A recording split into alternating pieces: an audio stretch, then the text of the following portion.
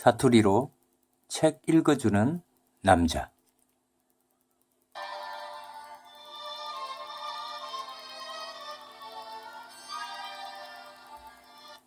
칼빈의 기독교 강요.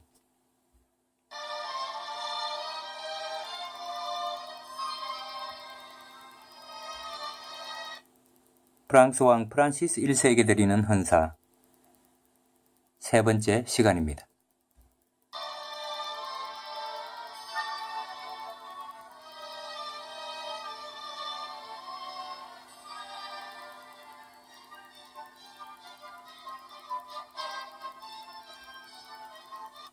결과적으로 자기 배를 채우는데 가장 전심하는 자가 자기 신앙을 놓고 가장 철저하게 경쟁하는 자임을 입증합니다.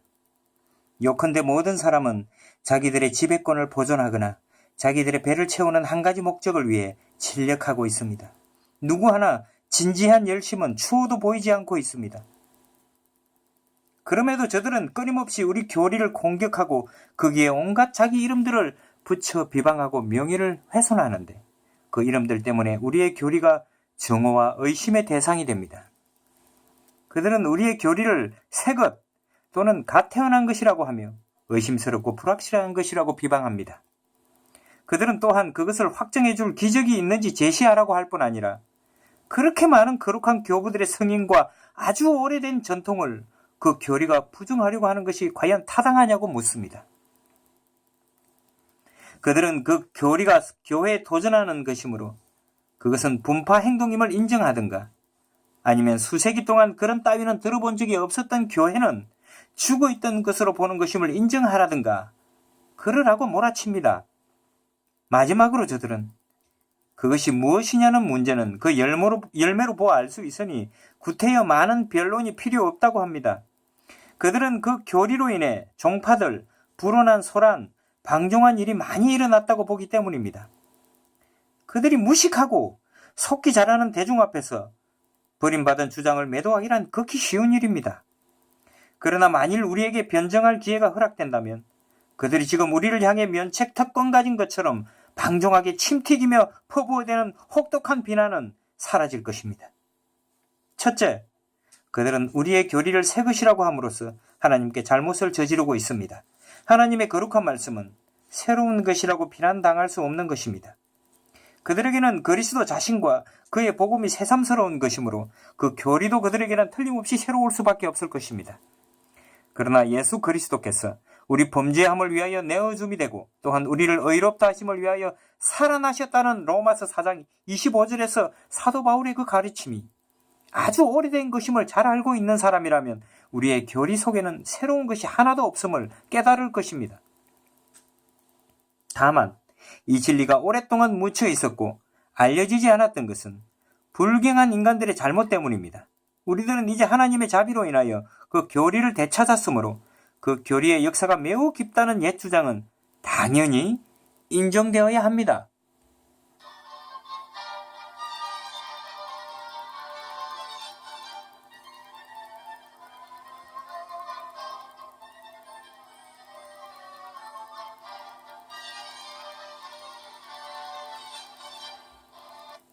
그들이 우리의 교리를 의심스럽고 불확실한 것으로 간주하게 된 것도 역시 같은 무지 때문입니다.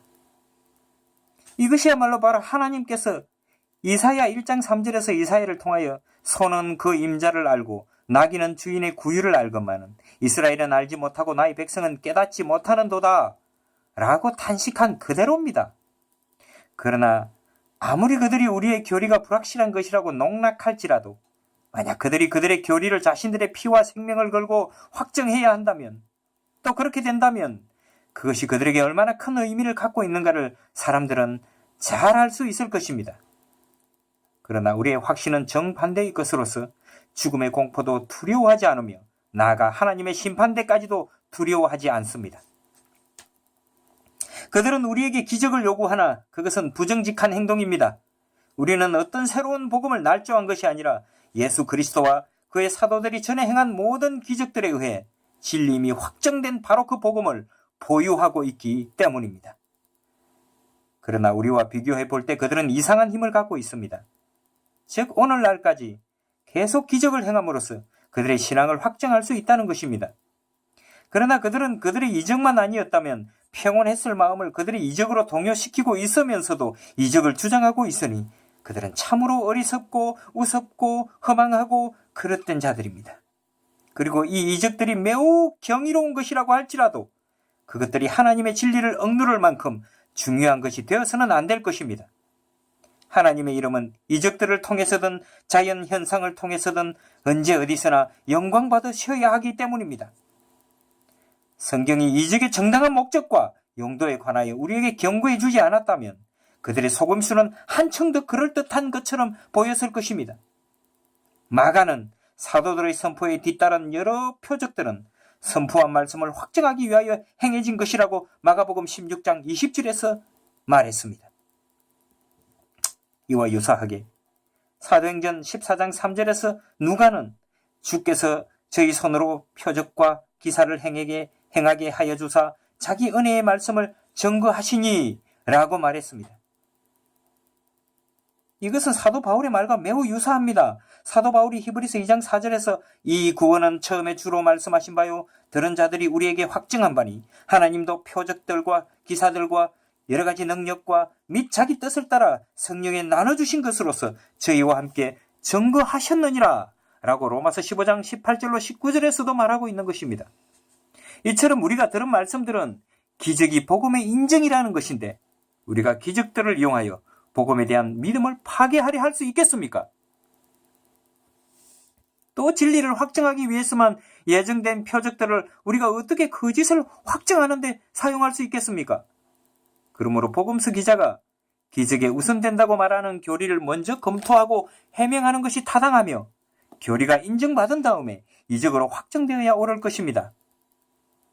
그러나 사람의 영광이 아니라 하나님의 영광을 구하려 한다면 요한복음 7장 18절, 8장 5절에서 말하는 것처럼 바로 그것이 예수께서 말씀하신 대로 건전한 교리의 표시입니다.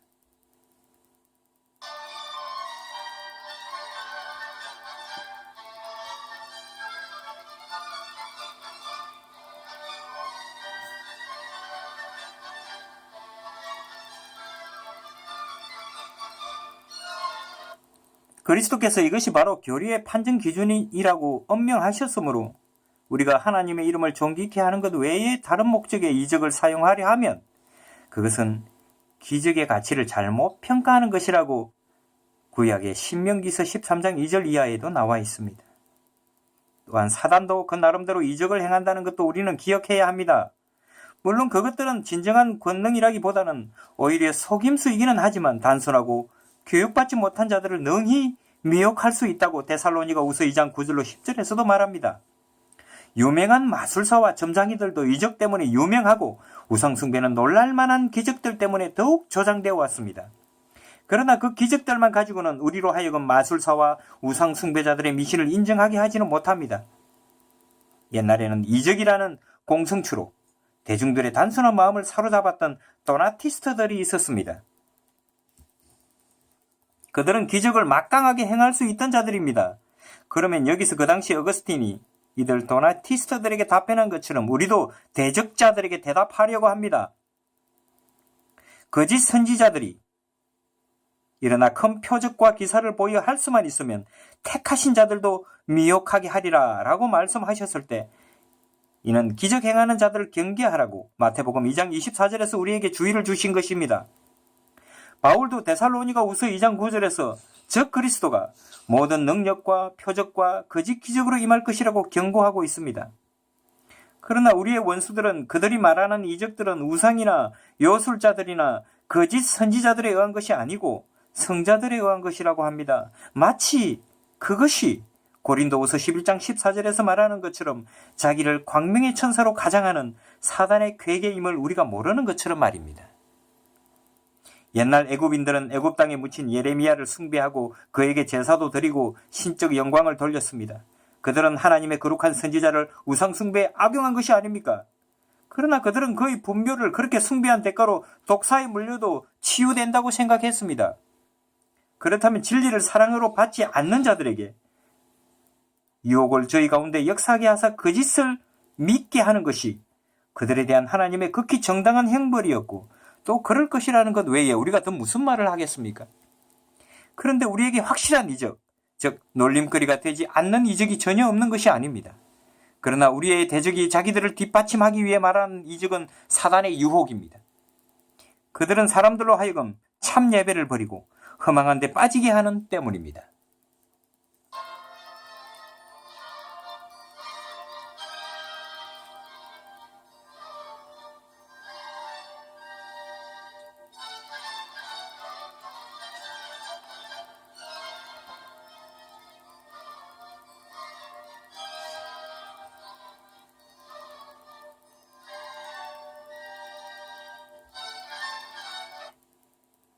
또 그들은 부당하게도 고대 교부들이 우리를 반대한다고 주장하고 마치 교부들이 그들의 불경에 대한 지지자나 되는 것처럼 말합니다. 고대 교부들이란 보다 나은 교회 시대의 고대 저술가를 말합니다. 만일 교부들의 권위로 우리의 논쟁을 판가름하려 한다면 조심스럽게 말해서 승리의 물결은 우리 쪽으로 밀려오게 될 것입니다. 이 교부들의 글에는 지혜롭고 탁월한 내용이 많이 있습니다. 그러나 어떤 점에서는 일반 사람들에게 일어나는 일들이 그들에게도 일어났습니다. 소위 그들의 뒤를 이은 경건한 자손들이 날카로운 재치와 판단과 정신력을 모두 발휘하여 다만 교부들의 결점과 오류들만을 경탄하고 교부들의 글에 기록된 좋은 내용들은 무시하거나 잘못 설명하거나 왜곡시켰던 것입니다. 그들의 관심은 다만 황금 가운데서 찌꺼기를 걷어들이는 데 있다고 말할 수 있습니다.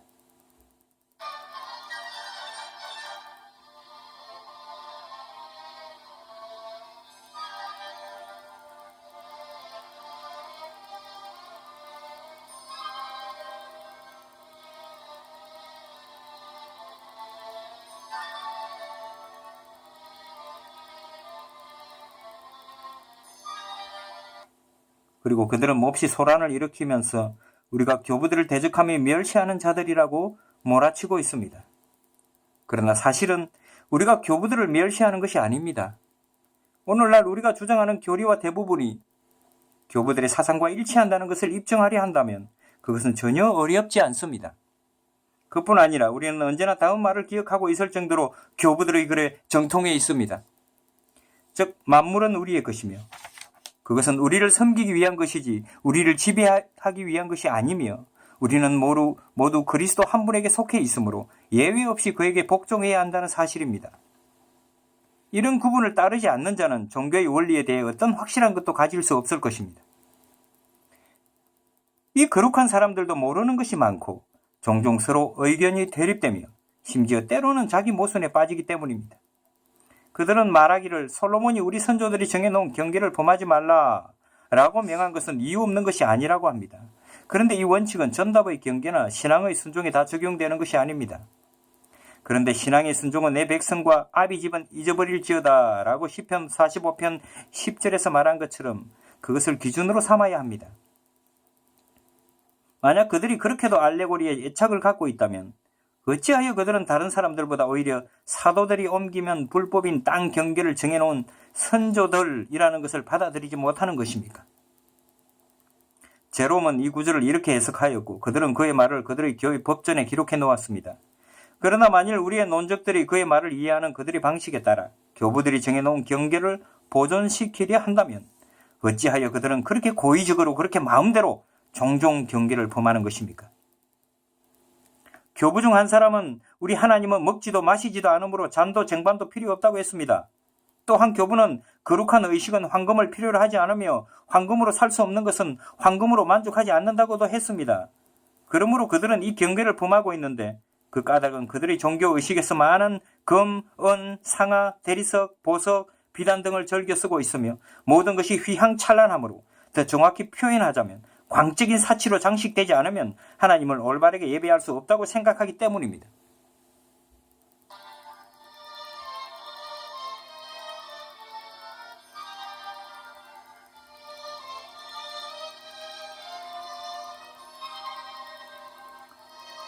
어떤 교부는 다른 사람들이 육식을 하지 않는 날에 자유로 육식을 하는데 이는 자기가 그리스도인이기 때문이라고 말하였습니다. 그러므로 그들은 사순절에 고기를 맛본 자는 누구든지 저주하였으므로 경계를 범하였습니다. 또 두 사람의 교부가 있는데 그중 한 사람은 자기 손으로 일하지 않는 수도승은 깡패나 강도와 같은 자로 관조해야 한다고 말했고, 다른 사람은 수도승들이 아무리 연구와 명상과 기도에 전념한다고 해도 남의 신세를 지면서 살아서는 안 된다고 말합니다. 그러나 그들은 또 한계를 넘었으니 이는 그들이 게으르고 살찐 배를 가진 수도승들을 그들의 수도원, 즉 매춘굴에 두고 다른 사람들의 재산으로 배가 터지도록 먹였기 때문입니다. 어떤 교부는 그리스도인이건 어떤 성직자이건 그리스도 교회 안에 그 초상이 거려진 것을 보는 것은 몸서리 칠 만큼 끔찍한 일이라고도 말했습니다. 예배의 대상을 벽에 거려서는 안 된다는 것은 단지 한 개인의 선언이 아니라 교회 회의의 결정이었습니다. 그러나 그들은 예배당 안에 틈 하나 남기지 않고 초상들을 그려놓았으므로 이 경계를 지키는 것과는 전혀 거리가 먼 것입니다.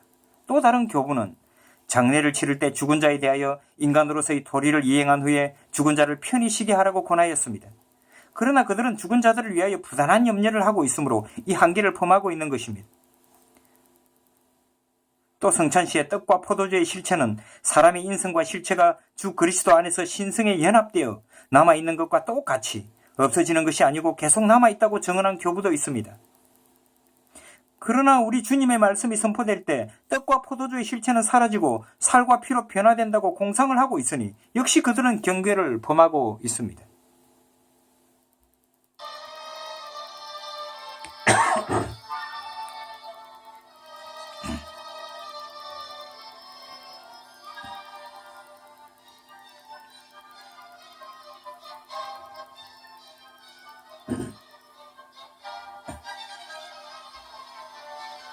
전체 교회를 위해 단 하나의 성찬을 제시하고 사악하고 죄를 범한 자들을 성찬에서 제외시키고 참석하고도 성찬을 받지 않은 자들을 매우 엄하게 비난한 교부들이 있었습니다. 그러나 그들은 교회당뿐만 아니라 개인 집까지 미사로 채워 아무나 참석하여 미사 보는 것을 허용하고 아무리 악하고 불순하든 돈만 많이 바치면 기꺼이 용납하고 아무도 그리스도를 믿는 믿음과 성례전의 교제 가운데로 초청하지도 않고 도리어 그리스도의 은총과 공로를 팔아먹고 있으니 이 한계에서 얼마나 멀리 벗어났겠습니까? 또한 어떤 교부는 그리스도의 성만찬의 일부분에 참여하는 것으로만 만족하고 다른 부분에서 빠지는 자들은 전혀 참여치 못하도록 결정했고, 다른 교부는 주님을 고백할 때 자기들의 피를 흘려야 된다고 듣는 그리스도인들에 대해서 주님의 피를 부정해서는 안 된다고 강력히 주장하고 있습니다. 그러나 그들은 또다시 이 경계표를 옮기고 말았습니다. 왜냐하면 그들은 처음 교부가 출교로서 벌하고 나중 교부가 정당한 이유를 내세워 비난한 바로 그것을 거역할 수 없는 법에 의하여 명령했기 때문입니다. 그리고 애매한 문제에 대해서는 그 어느 방면으로든지 성경으로부터 명백하고 확실한 증거 없이 결정을 내린다는 것은 경솔한 짓이라고 말한 교부가 있었습니다. 그럼에도 불구하고 그들은 하나님의 말씀과 상관없이 수많은 제도, 수많은 교회법, 수많은 교리적 결정들을 정해놓았으니 이 경계를 망각한 것입니다. 또한 많은 다른 이단들 가운데 몬타누스가 처음으로 금식법을 강요했다고 해서 이를 비난한 교부도 있습니다. 그러나 그들은 역시 금식을 엄격한 법으로 명령하였으므로 이 경계에서 너무 멀리 벗어나 있는 것입니다.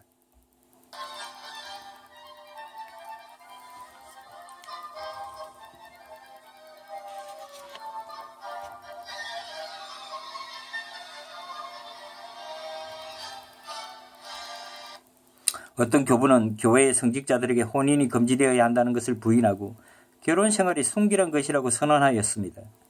그리고 이 교부의 견해에 찬성한 다른 교부들도 있었습니다. 그러나 그들은 성직자들에게 독신 생활을 엄격하게 명함으로써 또다시 경계를 넘은 것입니다. 어떤 교부는 성경에 마태복음 17장 5절에서 너희는 저의 말을 들으라 라고 하였으므로 우리가 그리스도께만 귀를 기울여야 하며 또 우리보다 앞서 사람들이 말한 것이나 행한 것에 관심을 가질 것이 아니라 다만 만물에 처음 되시는 그리스도께서 명한 것에만 관심을 기울여야 한다고 말하였습니다.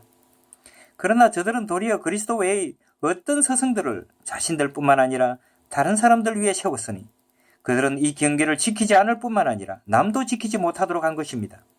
또 어떤 교부는 교회의 심판자들은 다른 보통 사람들과 같이 실수를 저지르게 마련이고 그리스도께서 언제나 진실하게 판단하시므로 교회는 그리스도보다 자신을 위해 두어서는 안 된다고 주장했습니다. 그러나 저들은 이 경계를 역시 헐어버리고 성경의 전체 권위는 교회의 판단에 전적으로 좌우된다고 말하기를 주저하지 않고 있습니다. 모든 교부들은 하나님의 거룩한 말씀이 궤변가들의 강교한 책동으로 더럽혀졌고 변증가들의 논증에 말려든 사실을 한마음으로 혐오하였고 한결같이 싫어하였습니다. 그렇다면 끊임없는 논쟁으로 성경의 단순성을 가리고 모호하게 하는 일과 궤변가들의 언쟁보다 더 악한 일을 일삼고 있는 자들이 어떻게 경계 안에서 행한다고 말할 수 있겠습니까? 자, 만약 교부들이 다시 살아나 저들이 사변신학이라 부르는 그런 교묘한 논쟁을 듣는다고 하면 이 사람들이 하나님에 대해 토론한다고 결단코 생각하지 않을 것입니다. 그런데도 저들은 자기네들이 교부들에게 순종하는 자손들로 보이기를 바랍니다. 만약 필자가 저들이 얼마나 제멋대로 교부들의 멍해를 거부하는가를 설명하려고 한다면 정당한 제한을 넘을 만큼 제 이야기는 길어질 것입니다. 실로 몇 날 몇 년으로도 부족할 것입니다. 그럼에도 저들의 뻔뻔스러운 태도는 도리어 우리가 옛 경계를 범하는 자들이라고 비난하고 있는 것입니다.